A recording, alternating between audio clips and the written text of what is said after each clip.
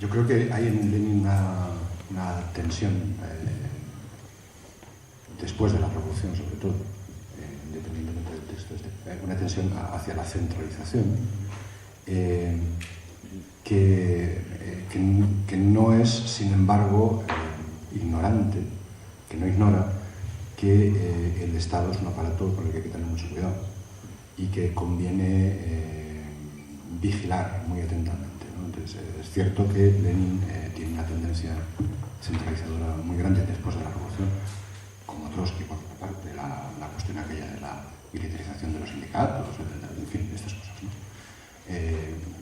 Una tendencia a la centralización muy grande, pero no es una tendencia ignorante de los problemas que eso plantea. Es decir, es una apuesta práctica y en este momento no puedo estar de acuerdo, ¿no? Puedo decir que es una equivocación o no. Es que en este momento yo sé que no es eso, pero lo tengo que hacer. Creo que esta es un poco la cuestión, ¿no? Y en este sentido me da la impresión de que la reivindicación de la centralización es una reivindicación de la herencia jacobina, que permite precisamente justificar esa centralización, ¿no? Cosa que no aparece en Marx. Yo creo que es clarísimo que Marx no es en absoluto un centralizador, ¿no? Y me da la impresión también de que los análisis que hace Marx en la Guerra Civil en Francia, cuando describe en el sentido que había expuesto también Miguel en su ponencia, cuando hace un análisis de las cosas que suceden en la comuna, es muy parecido al que hace Bakunin, con la diferencia de que uno dice, ves, aquí se acabó el Estado, y otro dice, ves, aquí se hay una estructura del poder. Y me parece que la discusión en esa cuestión, que la discusión entre Bakunin y Marx es más terminológica que otra cosa, ¿no? Como la discusión sobre, digo en esta cuestión, no digo, como la cuestión si debemos o no debemos hacer política, ¿no? Pues depende de qué llama política. Creo que es más terminológica que otra cosa. Y en este sentido yo no creo que debiera plantearse la cuestión en los términos centralismo o federalismo, sino en los términos poder que se impone o poder que se ejerce. Aparato que se impone como aparato centralizador de las dinámicas políticas y de las luchas, o agrupación o partido o confederación que aglutina a los militantes para el trabajo y que pone en común sus actividades y que los pone a trabajar para la movilización y que respeta el poder común de lo común. No creo que la cuestión deba ser el centralismo federalismo, creo que la cuestión debe ser quién ejerce el poder. Y creo que lo que debe estar claro es que el poder no se puede ejercer por el proletariado, por la clase obrera o por nadie, sino que eso de que no nos representan, creo que es una crítica de la representación en general. No nos representan quiere decir, en mi opinión, no nos representan ni queremos que nos representen. La cuestión es que no queremos que nos representen, que queremos ejercer nosotros el poder. Esta es la cuestión, ¿no? Y, por otra parte, también entiendo que ciertamente a partir de los acontecimientos históricos, incluso en la fundación de la Tercera Internacional, en el segundo congreso de la Tercera Internacional, estaba la CNT, estaba Ángel Pestaña, Bakunin tradujo el manifiesto al ruso, tradujo Capital, es decir, que no es una cuestión, independientemente de las cuestiones personales que pudiera haber entre ellos, que seguramente las habrá, ¿no? Creo que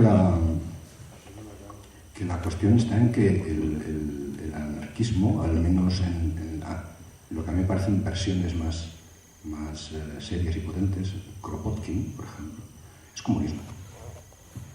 Libertario. Es comunismo. Y que el comunismo, no en sus materializaciones concretas, en estas barbaridades que se han llamado comunistas, y que el comunismo es comunismo. Libertario. Creo que la cuestión no es si nos llamamos comunistas o nos llamamos anarquistas, no, la cuestión es quién tiene el poder, quién ejerce el poder. Y si estamos dispuestos a convertir ese ejercicio común de la potencia de liberación, y lo de menos si eso lo llamamos política o no. Quiero decir, Por otra parte, entiendo lo de la aversión hacia... entiendo que se pueda decir comunista como un insulto, lo entiendo.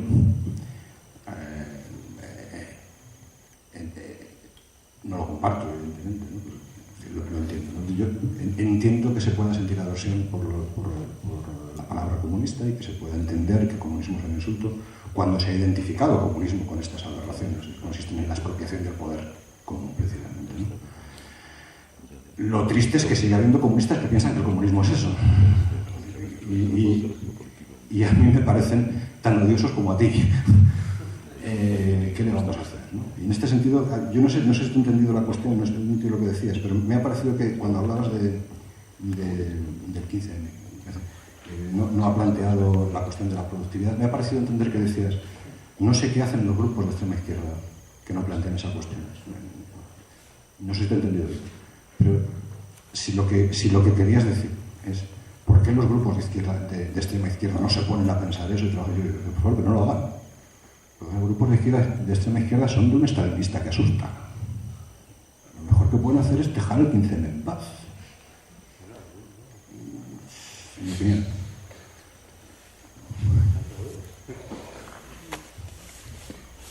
Por otra parte, en la cuestión de Althusser. Cuando Althusser habla en ese texto y también después, por ejemplo, en Marx en sus libros, que es un intento de hacer un análisis de los límites de la teoría de Marx, Althusser llega un momento que dice que si el marxismo ha dado estas aberraciones, no será solo porque hay criminales en el marxismo, algo habrá en la teoría marxista que está mal pensada.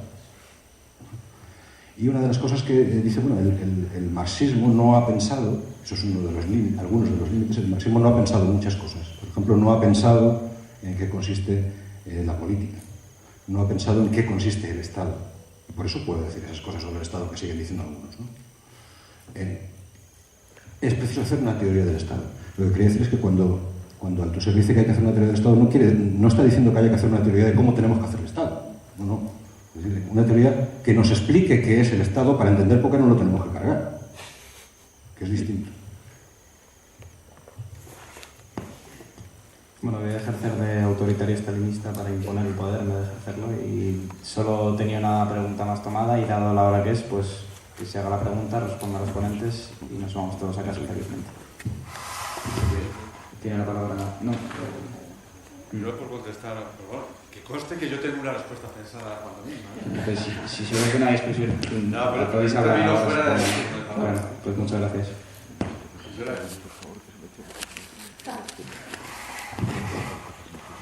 Sí. Nada, era intentar conectar algunas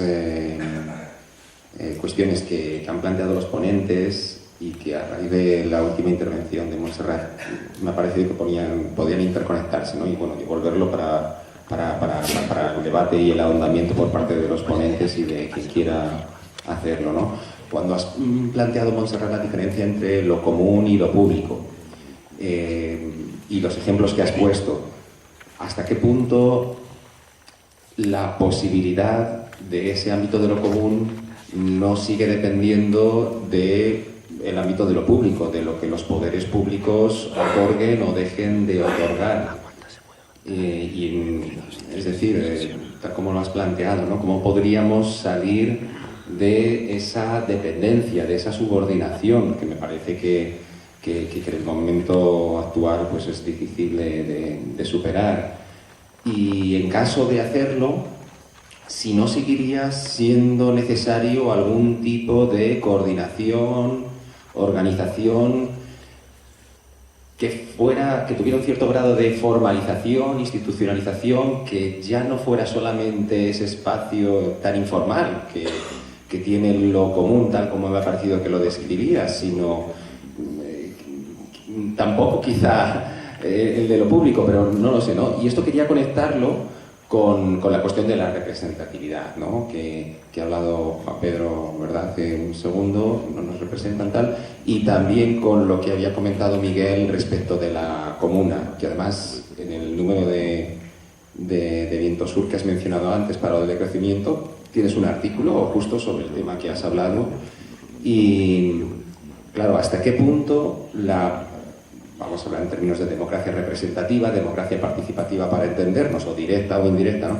¿Hasta qué punto hay una diferencia clave entre la perspectiva de la representatividad es algo positivo por sí mismo y entonces, bueno, pues quizá podamos hacer huecos para una cierta participación, pero casi en plan de migajas o limosnas, o la representatividad es, en unas sociedades complejas, pues una necesidad a la que nos vemos abocados para coordinarnos y organizarnos, y solo en la medida en que no pueda realizarse una participación directa de la sociedad civil es necesario una cierta delegación de esta en una cierta estructura representante. Y la cuestión es, por supuesto, que esa estructura, en fin, esa representación no se emancipe, no gane autonomía y no pueda ejercer una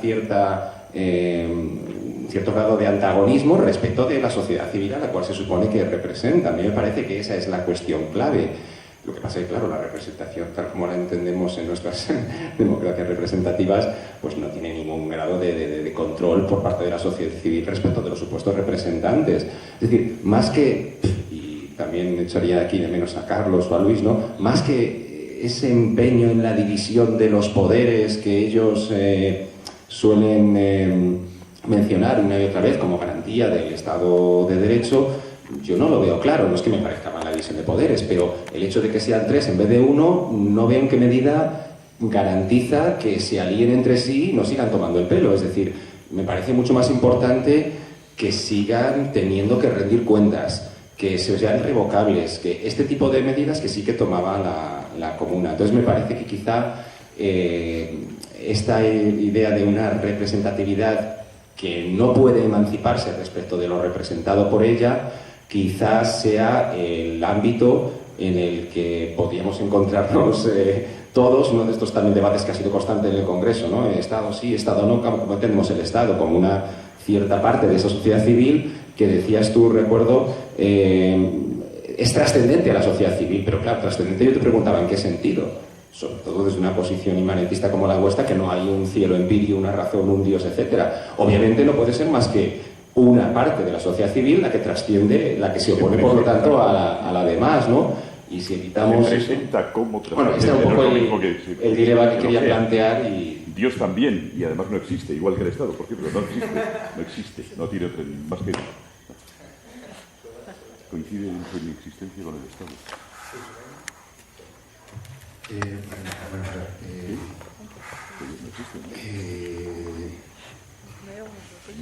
Empiezo por esto último y a ver si me acuerdo de que era lo primero, porque no veo. La cosa de la representación. Pues ahora se me ha olvidado lo segundo, ya llegaré. La cuestión de la representación no es una, yo creo que no es una cuestión de instrumentos, tal como yo lo planteo. No es una cuestión que tenga que ver con la existencia o inexistencia de instrumentos de trabajo, sino que tiene que ver con la relación que hay entre esos instrumentos de trabajo y la sociedad. Cuando decimos representación, decimos una cosa muy concreta, ¿no? En términos casi legales. El representante es el que actúa en nuestro nombre y tiene poder para actuar en nuestro nombre. El representante es el que me suple, el que me sustituye, el que me suplanta. Bien, entonces, dicho esto, me parece básico que hay que eliminar la representación. Pero es que la representación es eso. Ahora, que en una sociedad compleja, que para organizar un trabajo en no sé qué sitio, hace falta que alguien se ponga a organizarlo, yo no tendría mayor problema. No sé si los compañeros anarquistas sí, pero yo no tendría mayor problema. Que sea ni representante ni de coña. No, ni de coña. Creo que esta es la cuestión, ¿no? En este sentido, ¿no? Y enlazándolo con la cuestión de la trascendencia. Yo creo que, muy brevemente, lo más brevemente que pueda, ¿sí? Del Estado habría que decir dos cosas. Primera, que no existe. Que no existe. Que no existe el Estado. No existe. El Estado no existe. El Estado no es nada más que la forma del poder de clase. No existe. Ahora bien, La forma de no existir el Estado en el capitalismo consiste en presentarse como una cosa que existe al margen. La realidad jurídica y los aparatos de Estado, que son, en este sentido, que se presentan como trascendentes. Y se presentan como trascendentes precisamente a partir de la figura de la representación. Habría que decir primero, el Estado en sí mismo no es nada más que el poder de clase. La cuestión no está en el Estado, está en el poder de clase. Y lo que hay que hacer no es ni tomar ni destomar el Estado, es acabar con el poder de clase. Y por tanto, con todas sus formas. El Estado, que no es más que una forma de poder de clase. Y ya.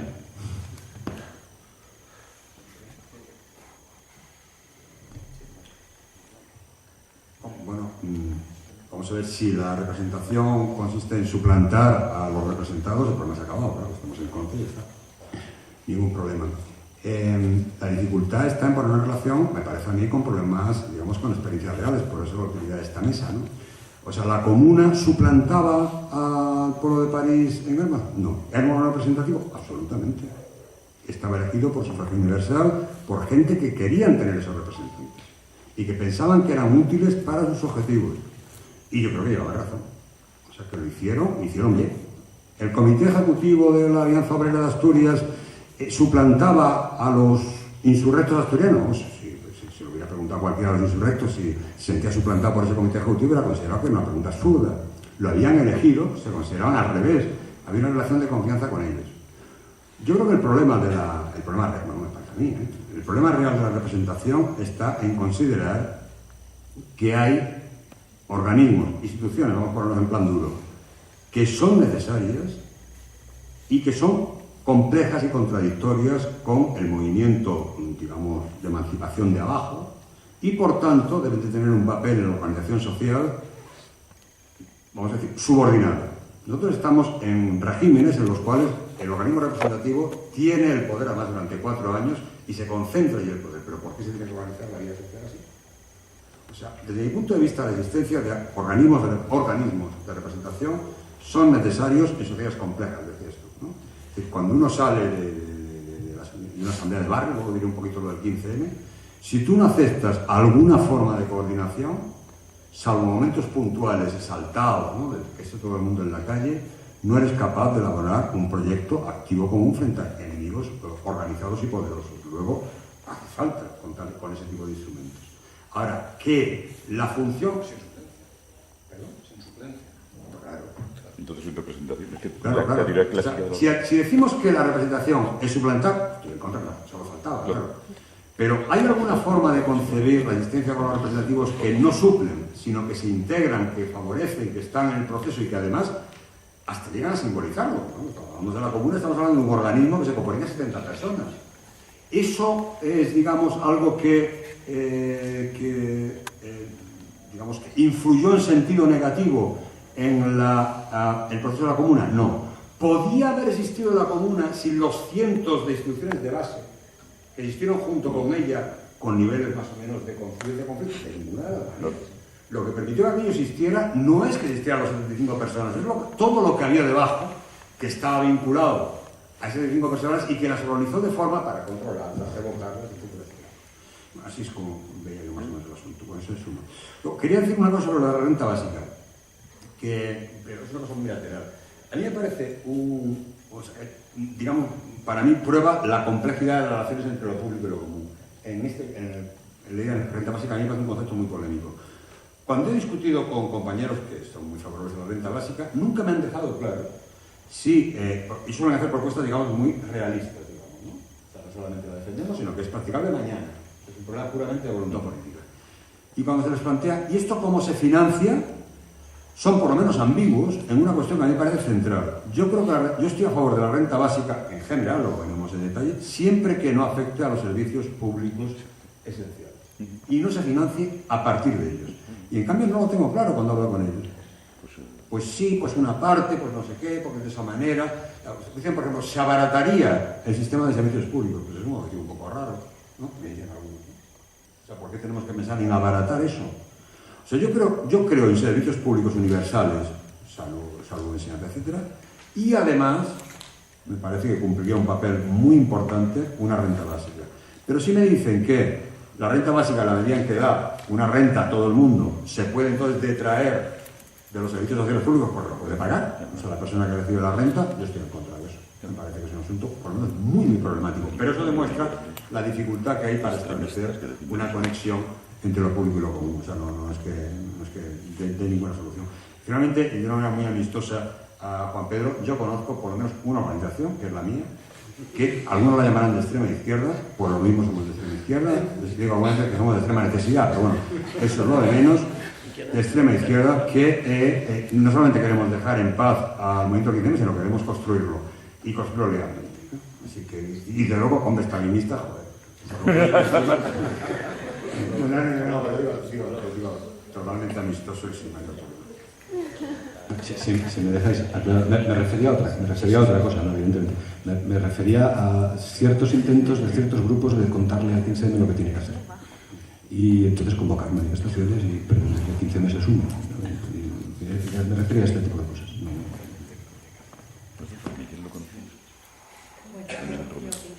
Un poco cansadas ya todas, o sea que voy a intentar resumir.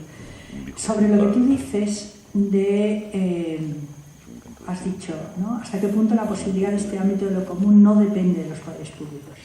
En mi opinión, no depende en absoluto de los poderes públicos, porque si te tomas en serio que el poder está, podríamos decir, justamente ahí, y no en los poderes públicos, que lo detentan en nombre de, etcétera, podríamos decir que justamente ese tipo de iniciativas, por llamarlo así, lo que hacen es enfrentar a los poderes públicos, a veces negociar con ellas, pero no desde una posición de sumisión o de subordinación o de subalternidad, sino desde una posición de fuerza, o al menos de fuerza dentro de lo posible. Y yo creo que ahí hay ejemplos varios, o sea, sí, a ver, incluso una cosa tan simple como es una universidad.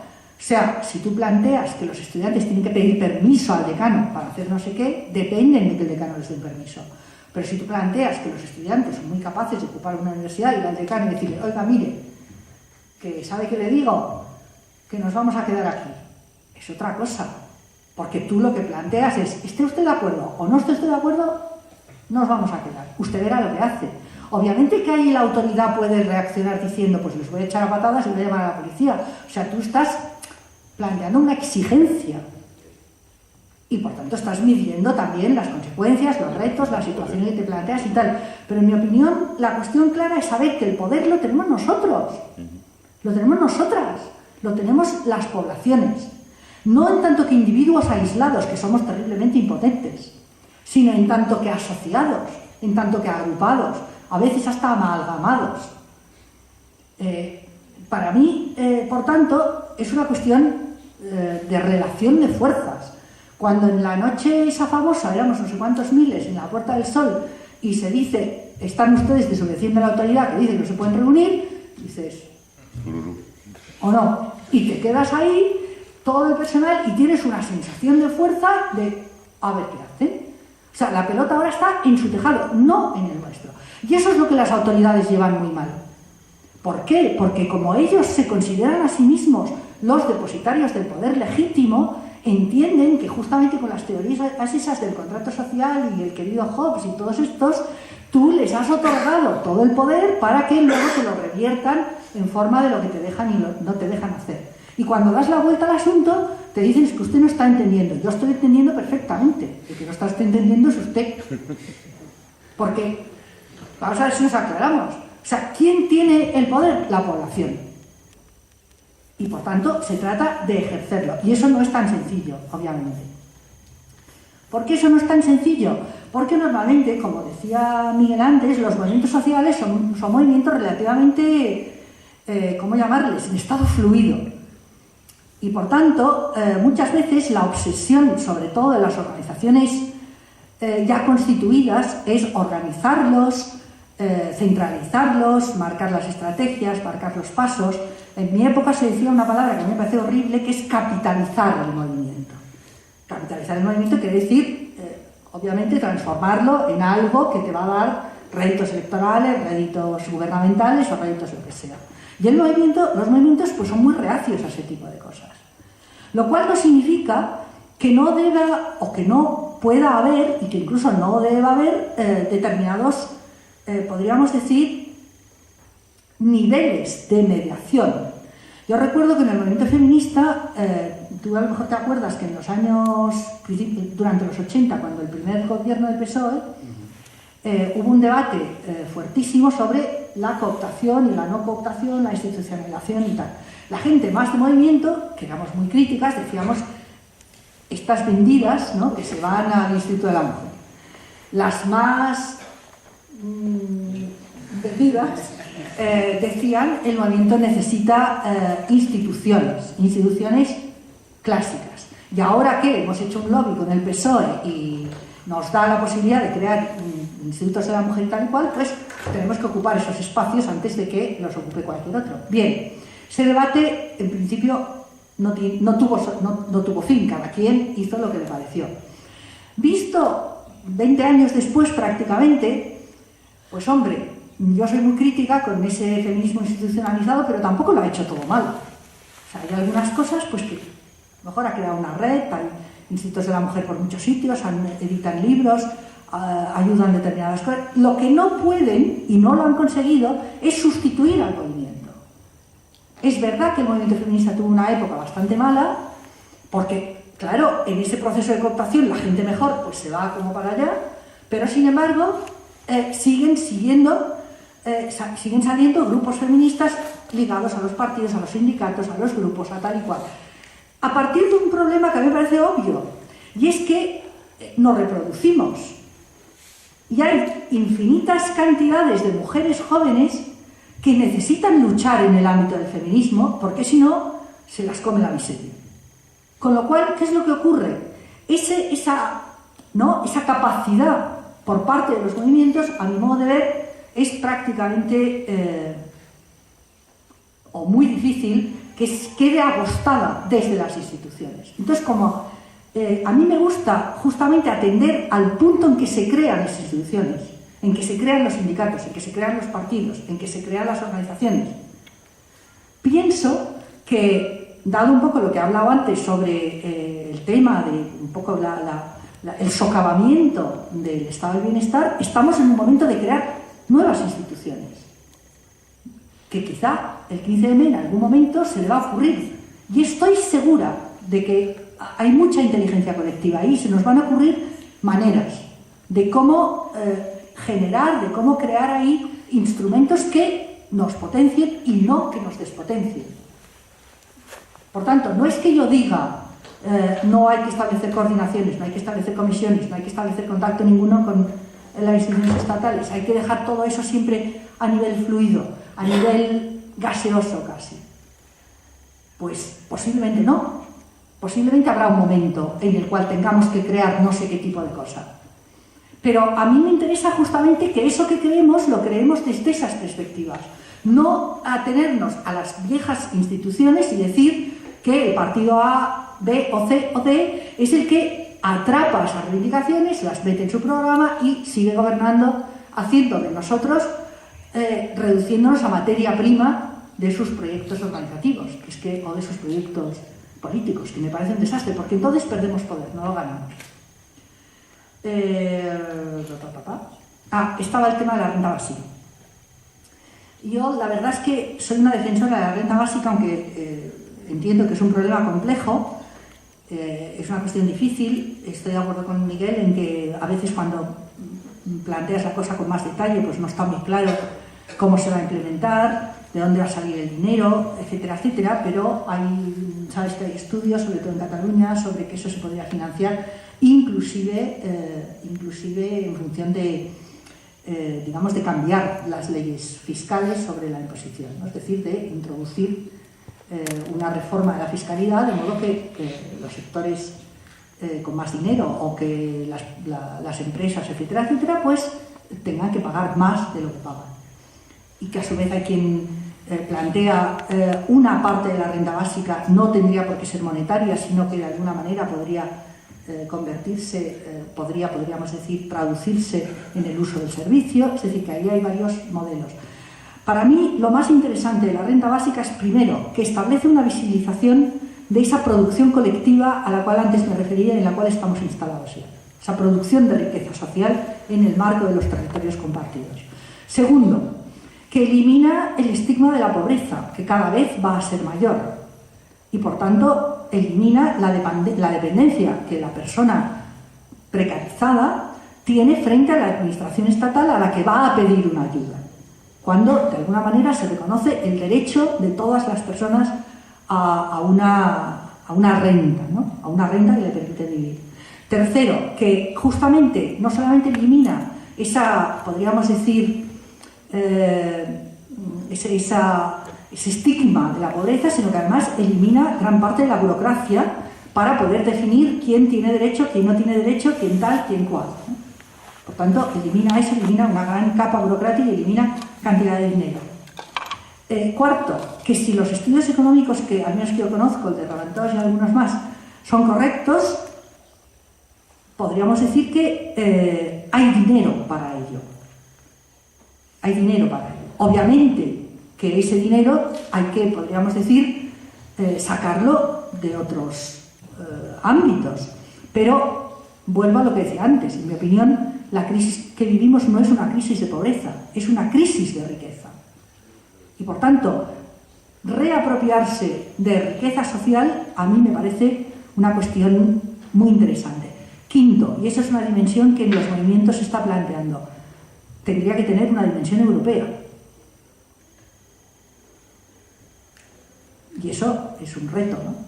Es un reto porque quizás los movimientos europeos no estamos en ese momento en condiciones como para plantear eso, pero ahí estamos. O sea, en mi opinión, si las cosas siguen tal como están, el euro va a desaparecer y a continuación Alemania va a empezar en un declive profundo, porque Alemania está aguantando el tirón porque justamente el euro está, podríamos decir, haciendo la misma labor que hacía el dólar anteriormente como moneda de reserva y permitiendo un nivel de endeudamiento muy alto. Si eso desaparece y el euro se transforma simplemente en el marco, la peseta o el dracma o el franco se depreciará, pero es que el marco va detrás.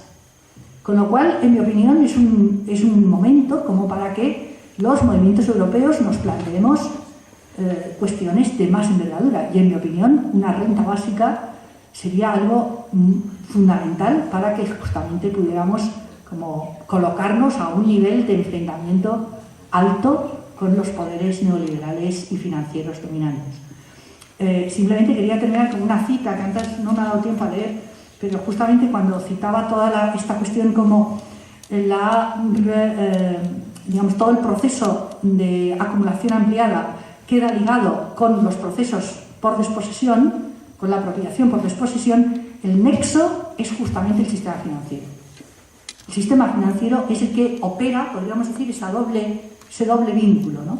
Ligar la reproducción ampliada del capital con la apropiación por desposesión, incluso en el caso, como decía antes, de capas a las cuales hay que empobrecer. Yo creo que un impuesto sobre las transacciones financieras y una renta básica serían golpes muy duros a la altura del dominio del capital financiero en la Europa contemporánea. Bueno, gracias.